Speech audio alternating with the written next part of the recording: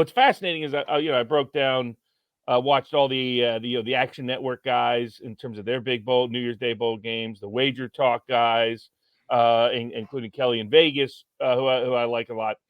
In terms of their analysis, and then a few other guys. There's like Odds Checker, and some of the ones that get a little bit more juice in terms of so media attention and what have you.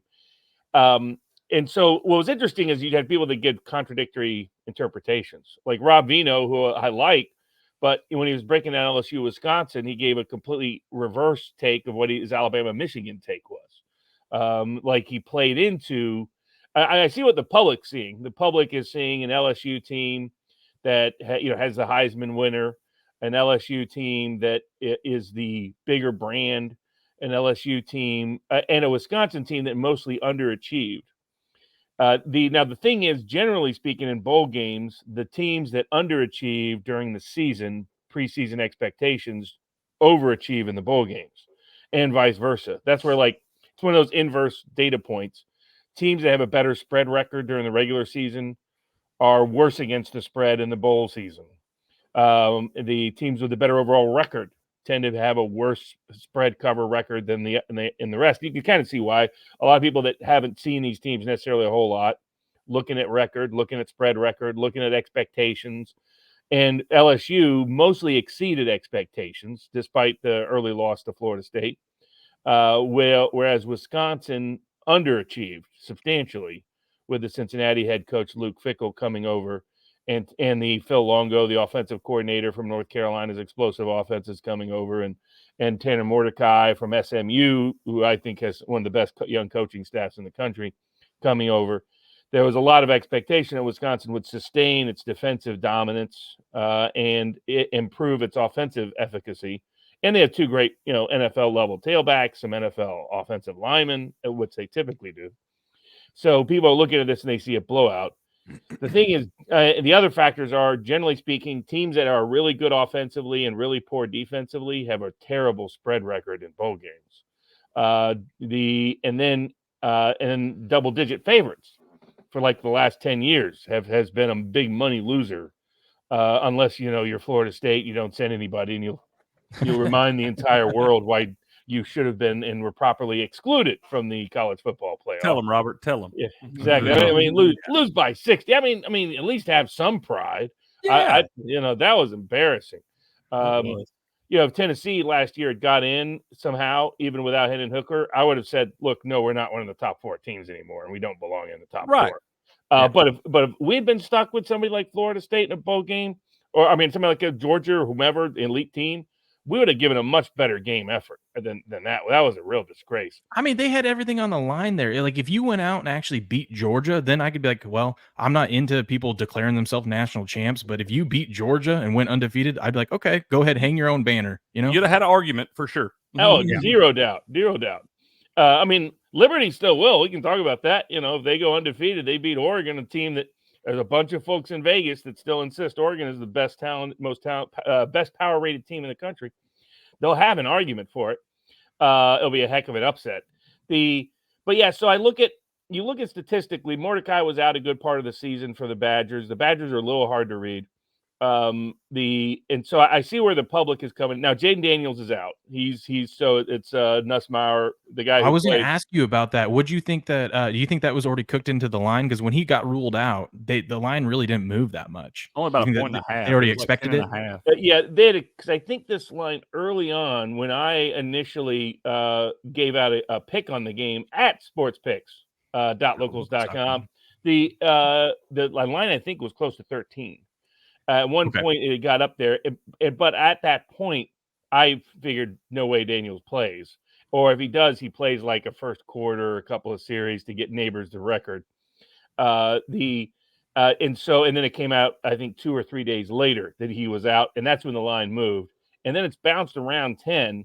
It went all the way down to 8, and then it bounced back up over 10, and now on game day, it's moving down closer to 9. I will say these kind of late movements, especially counter public movements where the public's on one side but the line's moving the other way, in bowl games has historically been a very strong indicator that even if you waited to bet to the worst number, if you will. That worst number has covered more often than not. So if you just follow the steam, as I like to say in Vegas, in bowl games, they've generally been profitable. Now, not always the last couple of days, because there's been wild movement in the last couple of days in all of these games. I mean, Florida State, I mean, that went from 13.5 to 23.5. I mean, I don't think I've ever seen a 10-point movement in the history, and it obviously was nowhere near enough. They won by 60. How about all the money that came in on Auburn and they just got spanked? Oh yeah, that was completely. a surpriser, man. That shocked me.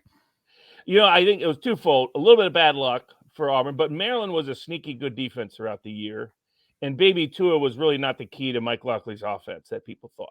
So there isn't a big drop off from Baby Tua to his other because Locksley's built a little bit of talent throughout the offensive schemes, and the key this year was their defense was respectable. It wasn't great, but it was a top 40 defense. Mm-hmm. And Locksley it has everything to play for in this kind of bowl game after this kind of season. Hugh Freeze, he was always so mad. He was complaining to the reporter on the sidelines. So he wanted them to win, but his problem is he had a terrible quarterback, Peyton Thorne. And on a week-to-week basis, you could out-scheme somebody like Hugh Freeze did. Very hard to out-scheme somebody when they get 3 weeks to prepare for you. Yeah. And that's where your scheme teams generally underachieve. We'll talk about whether Tennessee can still scheme its way around Iowa. But so I look at Wisconsin LSU. I think I see why the public's on it. I would just say that LSU fits the profile of the kind of team to fade in bowl games. Very, very poor defense, a big, high-profile offense, which just it catches the eyes of the bettors, and Vegas knows that. Somebody sharp, heavy, very sharp must be on Wisconsin because Vegas would not want to move this line under 10. They don't like moving key numbers like that. And we know the public is on LSU. So for that line to drop a point under 10, a key number, says somebody that the bookies respect is on the Badgers. Now, the tricky part is assessing Big Ten versus SEC. So I heard some, the wager talk analysis was very much, hey, Wisconsin's slow, Wisconsin's underachieved, Wisconsin. And some of the points the guy was making, Rob Vino, are very applicable to Michigan. But then he went around and then he went and flipped and took Michigan. And I was like, okay, it's a fascinating watching the internal logic. One other thing I like about these explanations these sports handicappers give is it really tells you how good their own logic is. And Vino was contradicting himself between these two games. In the Michigan game, he said, it's all overrated, the Big Ten versus SEC difference. That's not really applicable anymore. And literally the video right before that was him talking about how there's a big speed difference between LSU and Wisconsin and the SEC and the Big Ten. Problem is not this LSU defense. This LSU defense has stunk all year long. That Florida State game was not a sign of how great Florida State was to start the season. It was Ole Miss, another example. They couldn't stop them. They couldn't stop a wind. Josh Pate, to his credit, over at Pate State, and the rest over also on YouTube. Now got his nice. I remember when he was just like recording out of his studio in little, South Georgia. Now he's got a fancy studio up there in Nashville, and he's got he's on 24/7. But he stayed mostly the same personality. He early on said LSU's got massive defensive problems, and that internally their coaches are like, we're going to have some real problems this year defensively, and that's before some of these guys opted out for LSU. Right. So the question is, can a Wisconsin offense that had a lot of hype coming into the year with transfer quarterback Tanner Mordecai, with Phil Longo, now their two top wide receivers are out. It's not like those guys were stars. I mean, to be honest with you, they're transferring because they're not that good. Whereas the guy sitting out, Braylon Allen, that's a big one. But the other back is an NFL back, and he's playing. The center that got out, the center that's replacing him is the Cincinnati transfer, who was expected to have the job until he got hurt early in the year. So when I look at opt-outs in the combination of transfer and NFL, I think LSU took a much bigger hit. I think what people are missing is I'm seeing people give LSU look at their offensive profile as if Jaden Daniels is going to be in this game. And it's like, if you saw LSU this year, Daniels' legs was critical to his passing game. I mean, last year was really just his legs. But this year, it really he turned it both on. Nussmeier can't run. So that is a massive, massive shift. And some people think LSU's offensive line was great. So, no, literally, Jaden Daniels was a one-man band I mean, Oh, yeah. great Malik Neighbors was great wide receivers, but because nobody could stop his dual threat ability, it killed defenses all year long. Now you got a guy that's a statue back there. I mean, that's like And look- going from Lamar Jackson to Joe Flacco. Though I guess this year that wouldn't matter so much, but in a normal year, that's to give people an idea. That's the gap that's about to happen here. And if you look at the history of Luke Fickell, your statue quarterbacks, he tends to handle okay. It's the athletic quarterback or overwhelming talent advantages. And LSU has a talent edge for sure in this game. It's just not the same. And everybody's making a big deal about Malik Neighbors playing. I guarantee you, he's only out there to get that record. There's no way he's risking his NFL career once he gets that record. He's not hanging out there for that whole game. I'm not buying that for a second. I think the only reason he's playing is for the record. So I look at this game and I can see why the public's on it. I can definitely see why the Sharps on it. I do have a pick out at Sports Picks on it. That people can find for themselves because I got better odds on it than these numbers. But I lean, even at these numbers, I lean towards my law school alumni association there. To the boys in Madtown. I think Fickell also needs this game more than Brian Kelly. From a coaching perspective, there are rumors that Harbaugh has gone to the NFL no matter what happens in this playoff. And guess who it is? Well, I'd be interested in, here, I'll be curious what you guys think about this. The only reason why Kelly might have comparable motivation to Fickell needs a good finish to a Wisconsin season that a lot of Wisconsin fans expected a lot more out of him out of this season. So if he were to go in and compete with LSU, and didn't Wisconsin upset LSU years ago up there in Madtown? I believe they did. What was it? In recent memory? I feel the last 4 or 5 years, something like that. Because isn't that what got that Wisconsin defensive coordinator, the head coaching job, all the wasn't that Dave Aranda that ended up down at Baylor? Like that game is what really got him on the national attention. I do remember that. So this Wisconsin, because if LSU had Daniels, no way I touch Wisconsin in the game. Because I think he's a single game changer that they just don't have a solution for. With Nussmeier, I saw him last year. He was okay, but he wasn't great in that Georgia game. I mean, Georgia, he only scored kind of late after Georgia was beating the crap out of him. I just don't see this game could easily be a competitive game. I lean towards the Badgers. But do you think the rumors are that Kelly is the leading candidate to replace Jim Harbaugh in Michigan? Would Kelly jump ship from LSU that quickly? Now, I think it's because of the Central Michigan ties, but there's clearly a lot of whispers connected to people that seem to be connected to Kelly, that he's putting his name out there for the Michigan job, and that would give him a motivation to kind of beat Wisconsin, I guess. I don't know if he needs that special motivation, but if Harbaugh leaves, I can see why Kelly would be the number one target of Michigan. Yeah. I just why if you're Kelly, do you go from LSU back to a program that has problems recruiting at an elite level? I think that just simple fact and I don't know that the schedule will be that much easier once the USC, UCLA, Oregon, Washington, once they get to the Big Ten, it's going to make that division or that conference a lot tougher. But I think the rigors of going through an SEC schedule each year, having to play Alabama year in and year out, you got Texas, Oklahoma coming in.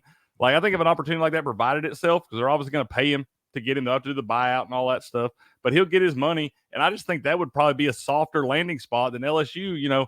They were already that first game of the year when they got thumped by Florida State. There were already whispers and people calling, that seat was warming up pretty quick. Then he had a much better season. They wound up getting a Heisman Trophy. That bailed him out. They gave him a little extra time right there. You got a Heisman Trophy winner. But I think Michigan would be a much softer landing spot. And we've been saying for months, Will, Harbaugh's gone to the NFL, man. Yeah, absolutely. So you're suggesting he's got a bit of a Jimbo Fisher kind of condition there. That he tasted a little bit of the SEC and he thought he loved it because on paper Notre Dame was a softer landing than LSU in terms of schedule, for sure. And he's still got the national TV deal, all the rest. It seems like going from LSU to Michigan is almost an implicit recognition that he should not have left Notre Dame. That's how I take that. That he's like, I've met those LSU alums. I mean, 1 year before, what's his name won the national title? The grass Les eater Miles. there. Yeah, Les Miles. I talked to these LSU fans, hated him. These big alums, like, oh, he's totally done it. It's like they got spoiled so fast on just a few years of Nick Saban. Oh yeah, that if it's not Nick Saban, everybody sucks. Nick Saban will do that to you. Well, I hear it just means more down in the SEC, you know. Well, it does mean more in the SEC, but it's all about family. Yeah, well, my favorite phrase about the SEC is if you're not recruiting criminals, then you're not really trying. You got to have true commitment. But but other than that, I mean, I think if Kelly jumped ship from LSU, I thought his ego would keep him from doing that. That he would want to prove he could do it. LSU is at one of the top 8. If you look at recruiting talent within a half day's drive of campus, if you have a premium brand, LSU is in the top 8. It's right there with Florida, Florida State, Miami, Georgia, Alabama, Ohio State, Texas, USC. There's a reason why Nick Saban did well there, and he did not do well at Michigan State. That's the other contrast. It's like Nick Saban kept going for, give me better recruiting, give me better recruiting. This would be a reverse direction. Michigan's a premium brand, but the state of Michigan is not a top 10 talent pool. No. And he's got to share that with Michigan State, some portion of it. And he's got to share some portion. I mean, even Ohio State can cross over and get players out of Michigan. Oh, yeah. And it's not like you can dominate the rest of Minnesota's got a respectable program now. Illinois' got a respectable program. Wisconsin's got a respectable program. So the kind of talent, let's say, Bo Schembechler could go and steal from the rest of the Midwest, the way Fulmer, when he was at Tennessee, could steal from, say, Alabama at times or Georgia at times, the way Osborne only got good when Texas and USC were down. So he can go and steal talent from Southern California, steal talent from Dallas and Texas. Well, and you talk about that, look at the new schools coming in. I mean, they're going to probably take some recruits from you too. Now that they're in the Big Ten, they're going to be in that country. They're going to have ties up there, so they could take some recruits from you too. Absolutely. So I don't see Michigan as a premium gig. I mean, I give Harbaugh credit. We'll get to this a little bit later when we do the Michigan breakdown with Alabama, which is my biggest bet in since Tennessee, Florida 2001 will be on that Michigan Alabama game. So it'll tie the biggest bet I ever made. For those that don't remember, Tennessee was 18.5-point underdogs at Florida in 2001. That was give me money. That was the year they bumped us to the end of the year because of 9/11. We wound up playing the last game of the year instead of in September. Yeah, exactly. At a time when Dante Stallworth was now healthy, Albert Haynesworth was now healthy, Big John Henderson was healthy. I mean, dirty. Oh yeah, that was a sweet game. Well, Kirk, I think I just confirmed where I'm putting the rent money today. That's right.